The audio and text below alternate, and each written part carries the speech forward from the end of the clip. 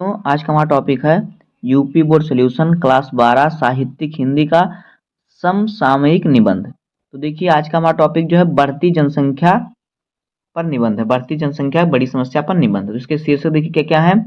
जनसंख्या की वृद्धि की समस्या, भारत में जनसंख्या वृद्धि कारण और निवारण, बढ़ती जनसंख्या समस्या और समाधान, जनसंख्या का विस्फोट एक समस्या, बढ़ती जनसंख्या के कुप्रभाव। तो इसमें में से कोई भी टॉपिक आपको पूछ सकता है, तो आपको बढ़ती जनसंख्या पर निबंध लिखने के लिए, तो देखिए इसमें से कोई भी टॉपिक पूछिए, आपको यही निबंध लिखना है। तो देखिए निबंध के संकेत बिंदु देखिए क्या क्या है।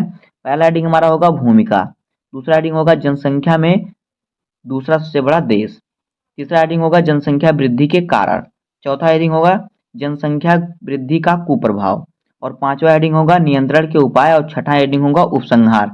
इन्हीं 6 हेडिंग पर हम जनसंख्या वृद्धि पर निबंध को पूरा करेंगे। तो देखिए पहला हेडिंग हमारा है भूमिका। देखिए भूमिका में क्या क्या लिखना होता है। सुप्रसिद्ध विचारक गार्नर का कहना है कि जनसंख्या किसी भी राज्य के लिए उससे अधिक नहीं होनी चाहिए जितना साधन संपन्नता राज्य के पास है, अर्थात जनसंख्या किसी भी देश के लिए वरदान होती है, परंतु जब अधिकतम सीमा रेखा को पार कर जाती है तो यह वही जनसंख्या अभिशाप बन जाती है।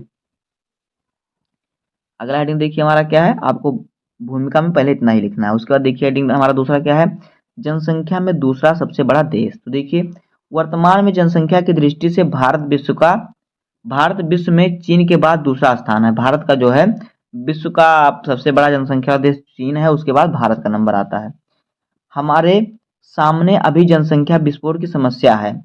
बढ़ती हुई जनसंख्या का अनुमान इस तथ्य से लगाया जा सकता है कि स्वतंत्रता प्राप्ति के समय भारत की जनसंख्या मात्र 36 करोड़ थी, जो अब 2011 की जनगणना के अनुसार बढ़कर 121 करोड़ से भी अधिक हो गई है। अब देखिए अगला हेडिंग हमारा है जनसंख्या वृद्धि के कारण।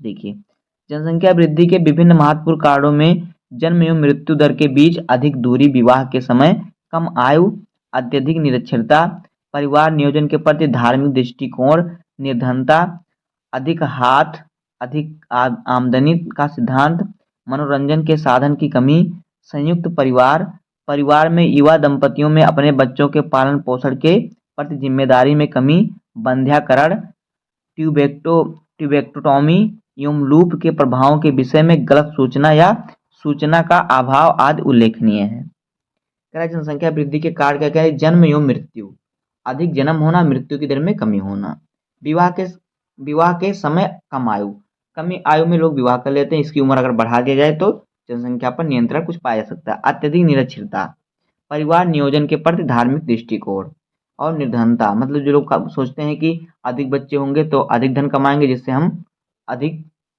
अमीर होंगे, तो यही सब सोच है। अगला देखिए, अगला हेडिंग है जनसंख्या वृद्धि का कुप्रभाव। देखिए जनसंख्या वृद्धि का प्रत्यक्ष प्रभाव लोगों के जीवन स्तर पर पड़ता है।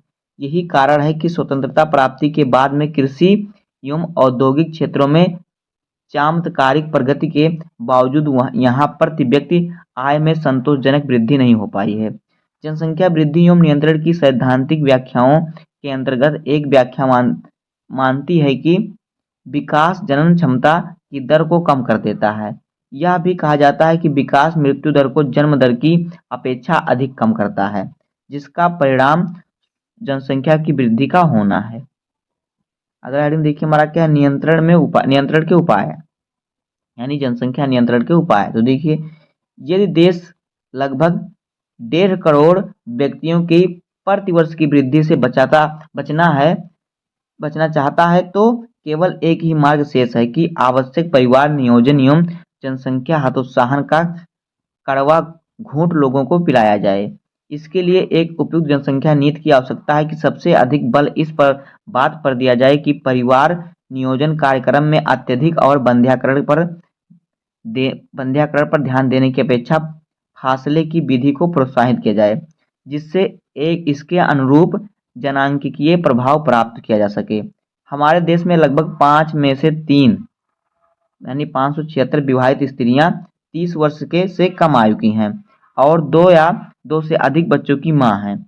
बच्चियां ही बच्चे पैदा करें, इस सच्चाई को बदलना होगा।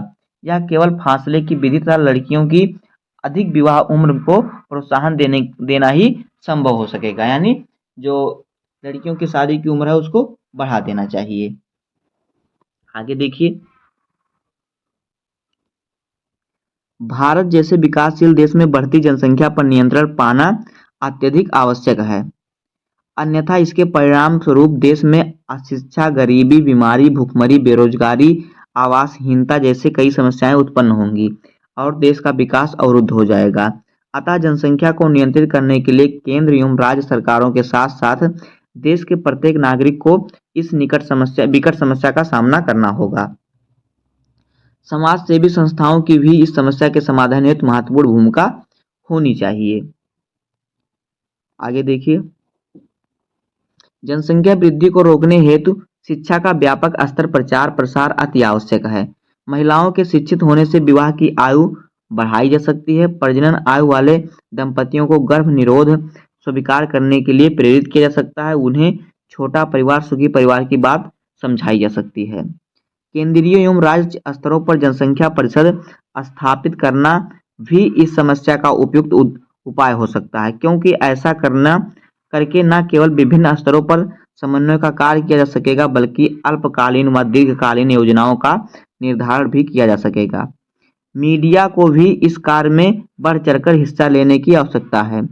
इन सब बातों पर ध्यान देकर जनसंख्या विस्फोट पर निश्चय ही नियंत्रण पाया जा सकता है। अगला हेडिंग देखिए हमारा है उपसंहार।